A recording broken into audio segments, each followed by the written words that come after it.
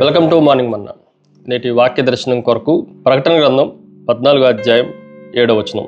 అతడు మీరు దేవునికి భయపడి ఆయనను మహింపరచుడి, ఆయన తీర్పు తీర్చు గడియ వచ్చెను గనుక ఆకాశమును భూమిని సముద్రమును జలధారలను కలగజేసిన వానికే నమస్కారం చేయుడి అని గొప్ప స్వరముతో చెప్పెను. మరొకసారి దేవుని వాక్యంలో నుండి ఉదయకాల సమయంలో ప్రకటన గ్రంథంలో రాయబడిన సత్యాలు, మరొకసారి మన వ్యక్తిగత జీవితానికి సంబంధించిన విషయాలు, దేవుని పట్ల మనం ఎలాంటి వైఖరిని కలిగి ఉండాలో 4 ప్రాముఖ్యమైన సత్యాలు ఈ ఉదయకాల సమయంలో మనం గ్రహించాలి. నెంబర్ 1, ఎగ్జాల్ట్ హిజ్ మ్యాజెస్టీ, అతని మహిమను ఘనపరచండి.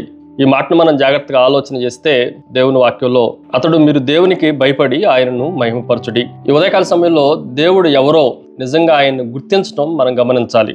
కళంకము లేనివాడని, మహిమ కలిగిన దేవుడని గుర్తించడం మనం ఈ ఉదయకాల సమయంలో చాలా జాగ్రత్తగా ఆలోచన చేయాల్సిన విషయం. చాలా సందర్భాల్లో మనం ఒక గొప్ప జలపాతం ఎదుట నిలబడ్డాము అనుకొని ఊహిస్తే జలపాతం ఎదుట మనము చాలా చిన్నవారంగా కనిపిస్తూ ఉంటాం.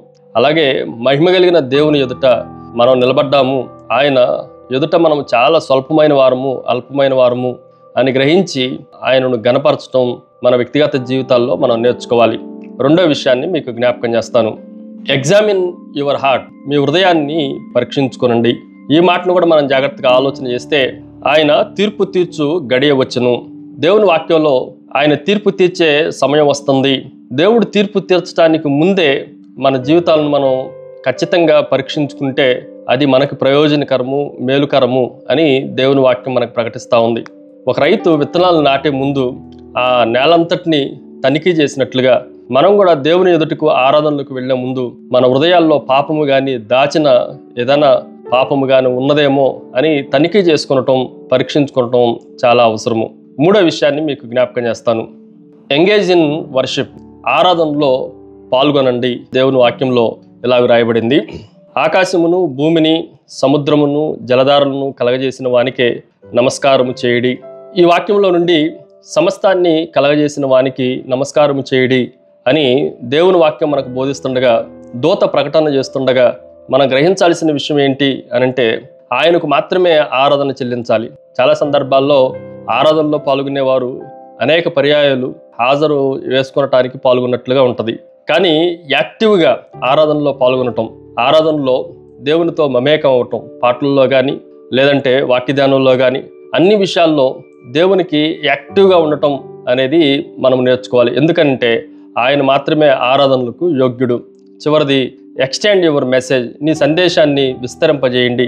గొప్ప స్వరముతో చెప్పెను అన్న మాటను మనం జాగ్రత్తగా ఆలోచన చేస్తే ఈ సత్యాన్ని మన దగ్గరే దాచిపెట్టుకోకూడదు. ఈ సత్యాన్ని ప్రపంచం మొత్తానికి తెలియజేయాలి. ఒక వ్యక్తి ఒక వ్యాధి నుండి బయటపడిన తర్వాత ఎలాగైతే డాక్టర్స్ ఆయన నయం చేశారో ఆ సత్యాన్ని తనకు తెలిసిన వారందరికీ ఆయన పంచిపెట్టుకున్నట్లుగా మనం కూడా దేవుని గురించిన సత్యాలన్నింటినీ ప్రపంచం మొత్తానికి తెలియజేయాలి. ఈరోజు కూడా ఉపాధ్యాయుల దినోత్సవం జరుపుకుంటున్న సందర్భంగా మనకి అసలు సిసలైన గురువు, మన జీవితాలన్నిటికీ కావలసిన పాఠాలు నేర్పించిన ఆ యేసుక్రీస్తు ప్రభువు అనే బోధకుడిని, గురువుని మనం జ్ఞాపకం చేసుకోవాలి. ప్రార్థన. సకల ఆశీర్వాదములకు కారణభూతుడవు తండ్రి, మరొకసారి మిమ్మల్ని స్తుతిస్తున్నాం. మీరు మాత్రమే ఆరాధనకు యోగ్యుడు అని, సమస్తాన్ని నిర్మించిన వాడుగా మీరు మా ఎదుట మహోన్నతుడిగా ఉన్నందుకై మిమ్మల్ని గణపరుస్తూ యేసు నామమున అడిగి వేడుకుంటున్నాం తండ్రి. ఆమెన్. God bless you.